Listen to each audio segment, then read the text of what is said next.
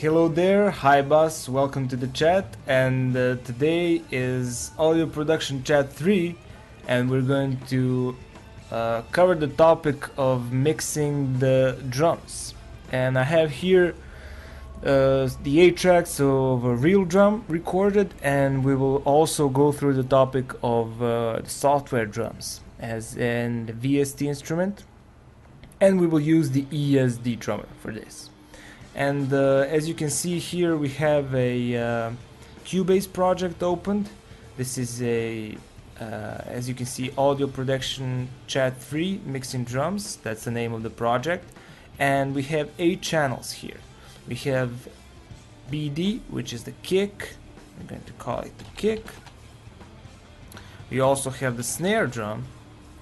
We have the tom 1 and the floor tom, the hi-hat, and left and right are the overheads. So I'm going to just call it overhead left and overhead right.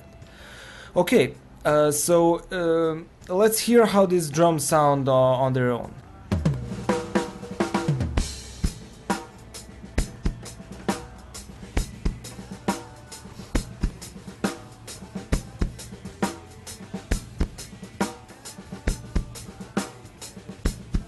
Okay, the first thing I'm going to do is something on the kick, because I don't like the sound of this kick. During the recording, the skin of the kick drum was a bit too floppy, so this is the sound. And I'm going to trigger this drum, and for this I'm going to use a drumagog. Before that, I'm going to insert a small compressor, and you can use any type of compressor. I have here one interesting compressor type plugin, which is called the puncher, and you can find it. I think it's free as well. So it's not sure what it does really. It has these density effect and input gain parameters, but it does compress the sound a bit, so I'm going to compress it. And of course you can use any compressor here before you go into the drum triggering software. And for this I'm using the drumagog.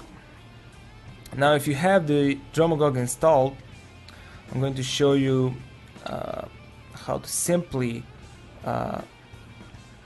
do the triggering of this kick drum. First thing I'm going to do is find some sample, of course. This is a sample of the kick that you get from installing the default version of the drumagog.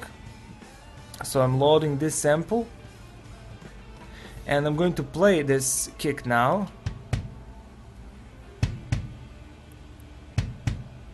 Okay. So this is the trigger drum. Basically, you don't need to do a lot of things here. Of course, you can maybe increase the room and cut down the overheads. You have various options here, but I don't really need them. The less things I need to do in this triggering software, the better. So you can adjust the sensitivity here, of course. And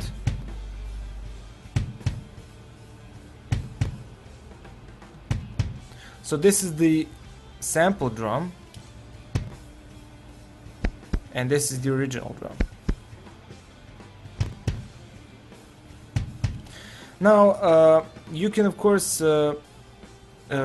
trigger all the drum components, or just about anything really, but for now I'm going to just trigger the kick drum. I have here some cool soft tube compressor that I can use. Of course I'm using a preset here, but you can use anything that you want. I'm not going to use a lot of plugins on the drum tracks alone. This is as far as the kick is concerned, because it sounded like this in the original, but with the added inserts.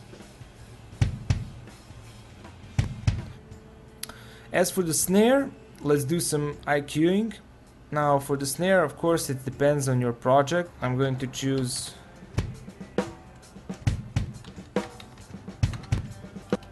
100 Hz. 2 kilohertz and 10 kilohertz, and +3, +6, and +9. But I will change this to parametric, like this, and here as well.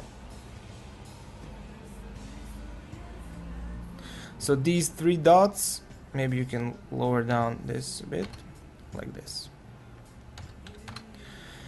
And this is the snare drum.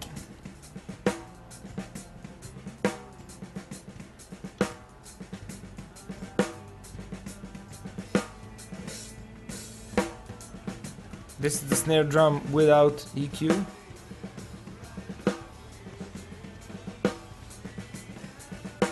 So increasing the presence here, and with the kick,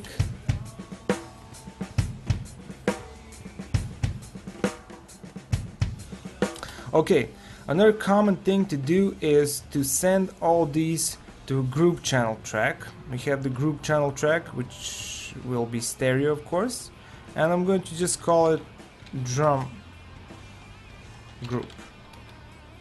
Okay, now in the main mixer, I'm routing. You can see here the output routing. I will route all these channels to group instead of stereo out, so I can control them later on as a whole instead of separately, right? And of course, as far as the overheads are concerned, left and right, I'm placing the left overhead 55 to the left and right to 55 to the right. The toms are also in stereo.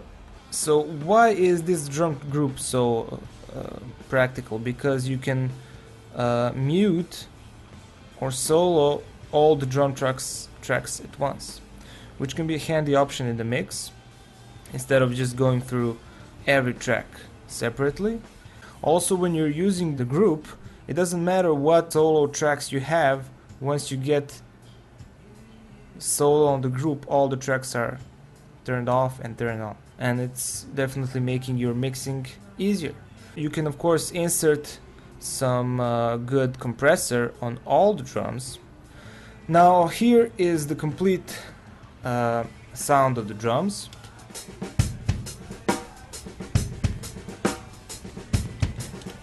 As far as the drums, you need to make your overheads the best possible, because you're basically mixing with the overheads and you're adding certain components in the mix based on what you don't have in the overheads.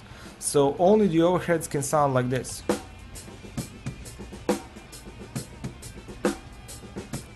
So you can lower down the kick and then adding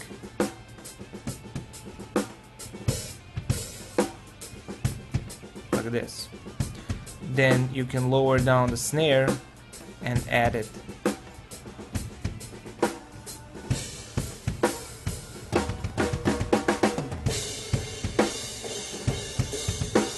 Like this. And you can do that for all the components, of course.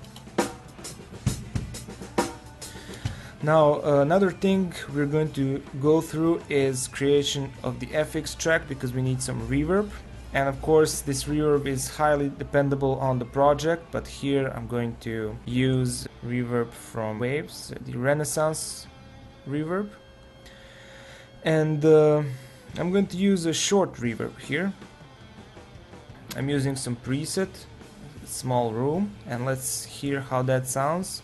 I'm going to send it on the snare. So let's hear only the snare.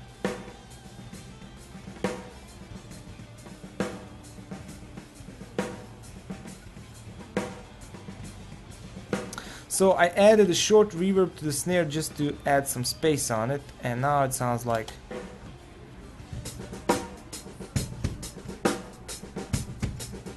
instead of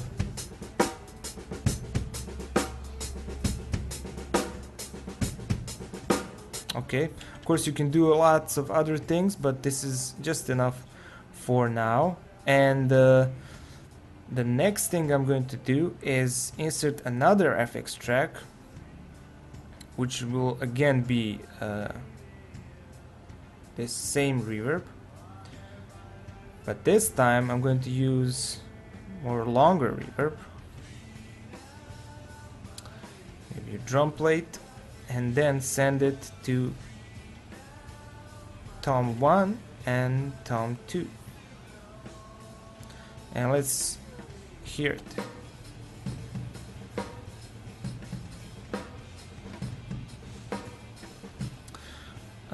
Okay, let's try to add a little bit more reverb here.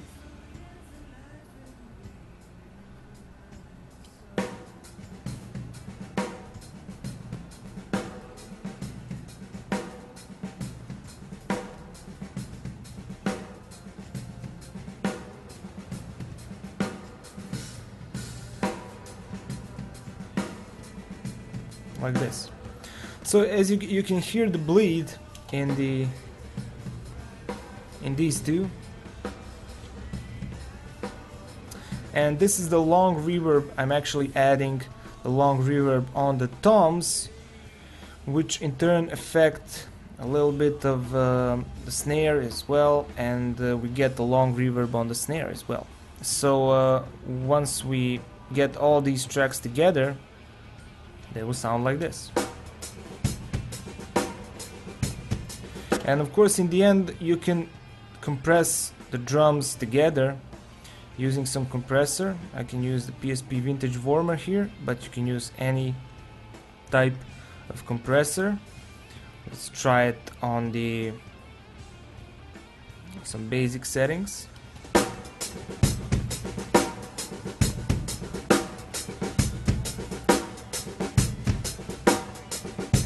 Okay, this is the complete picture of the drums, and now it sounds much better than it sounded in the beginning. Of course, you will have this project available for download on Learn to Rock Live in a couple of days when this chat is published in the archive. Now, before I start with the software, I'm going to just show you for a brief second how this drums sound without any of the things that we did so far.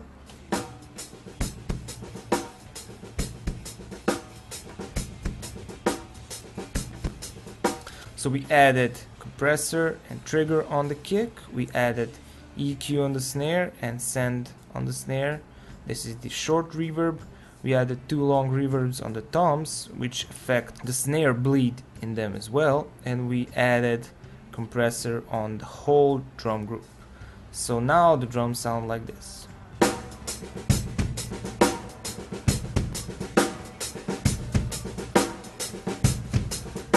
Okay, now for the second part of the project, I have EZDrummer here, and I'm going to just open an instance of EZDrummer, and this is the software drummer, but it does work like the real drum if you can manage to open all the inputs in the project. I'm going to choose activate all outputs here, and now what happens is Cubase opened 1, 2, 3, 4, 5, 6, 7, 8 channels of EZDrummer in Cubase. So I'm going to call this kick, I'm going to call this snare, I'm going to call this one hi-hat, I'm going to call this tom 1, let's call this and remember, these are all stereo tracks, so I'm going to call this overhead. We're going to have both overheads in this one. This is the room and T3. Okay, now if we go into the EZDrummer, we have the mixer here as well, so I'm going to route all these there as well. And as you can see, we have snare T and snare B, which means snare top and snare bottom, 2 microphones. So track 1 is kick, track 2 is snare, track 3 is hi-hat, track 4, 5, 6 are toms, overhead is 7, and room is 8. Turn off all these real drums here and turn on the EZDrummer. So this drum in the software already sounds produced, and of course I'm going to just play some groove. And now you can see that all these tracks are basically playing. So if I turn on the mixer,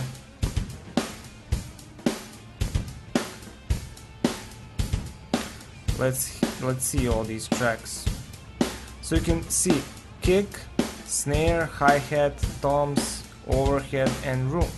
They're all on separate channels. Why is this good? Well, of course you can hear only the kick,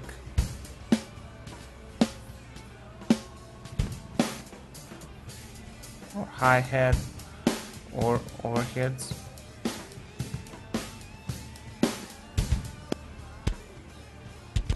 Okay, what I'm going to do now is group all the EZDrummer tracks to the EZDrummer group instead of going directly to the stereo out. What that helps us to do is level out the complete drum mix relative to the mix that we have. And now they're all in this group. Let's mark it yellow. And when I play the EZDrummer groove, I can mute complete drums or just solo them, or if I have a kick that I'm working on or something, I can just press the solo here and just solo them all, which can be useful in the mix. Okay, what I'm going to do now is do some mixing. On the kick, it doesn't really have to be anything, but maybe add some compression. Again, I'm adding Tube Tech, some small kick compression, and that's all. And as for the snare, I'm going to do the same thing that I did before. 120 kilohertz and 10 kilohertz. And parametric EQ +3, +5, and +7.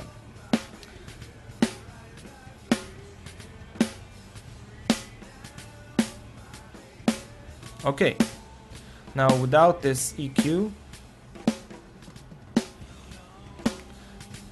snare is a bit boxy, but now it has nice presence to it.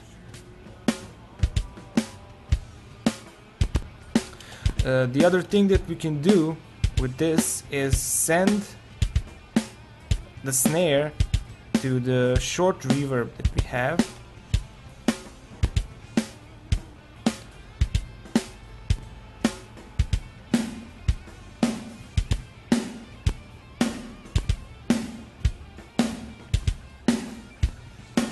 Okay, and of course I'm going to just lower down this reverb, like this. As for the toms, I'm going to add a longer reverb on them.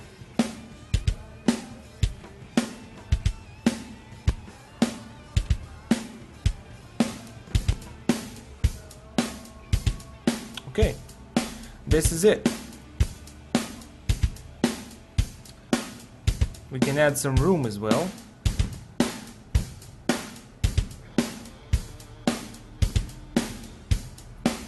And this is the complete produced sound of the software drum, EZDrummer, which sounds good on its own by default. And here's the first version of the drums, which is the real drum.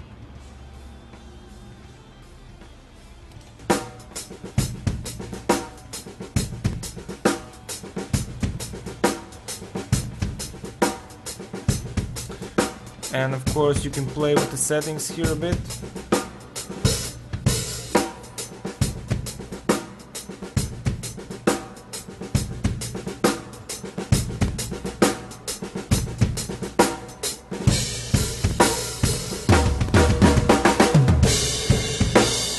Now the real drums will always sound more natural than the software ones, especially the cymbals, so if you have a chance, use the real samples, although EZDrummer has its advantages in pilot projects. This is it for this audio production chat 3, and thanks for being in the chat. And you can also check out the live chat archive in a couple of days, which will get some cool new upgrades and new videos from previous live chats. And take your time to register. Thanks and bye.